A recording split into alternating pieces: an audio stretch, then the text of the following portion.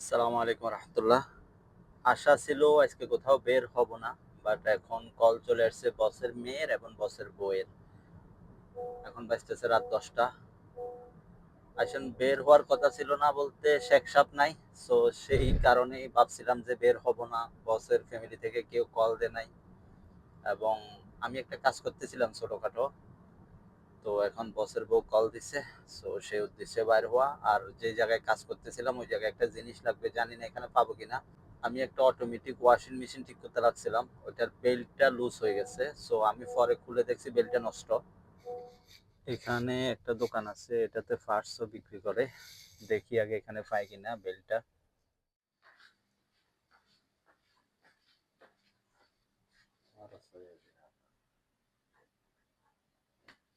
هذا فوق.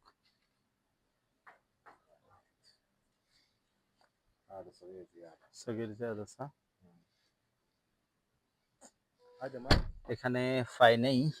অনেকক্ষণ ধরে উনি সহ তোকাইছে, উনি যথেষ্ট হেল্প করছে, লোকটা ভালো ছিল, কিন্তু পাই নেই। অন্য কোথাও গিয়ে দেখি। এখানে আরেকটা দোকান আছে, ওইটাতে না পাইলে তো জিদ্দা যাওয়াই লাগবে। আগে বাজারগুলো শেষ করে ফেলে একসাথে এদিক থেকে চলে যাই। সুপার মার্কেট থেকে বসের বইয়ের বাজারগুলো করে নিই। এইখানে আরেকটা আছে দোকান, জানি না এটাতে পাই কিনা।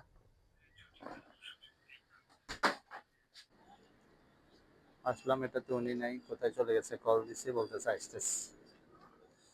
একটা পাইছি, বাট সন্দেহ লাগতেছে এটা হবে কিনা। গিয়ে দেখতে হবে, না হলে 10 রিয়াল লস। বলতেছি ফেরত নাই। লাইব্রেরি থেকে বসের মেয়ের জিনিসগুলো নিয়ে নিই। সালাম আলাইকুম।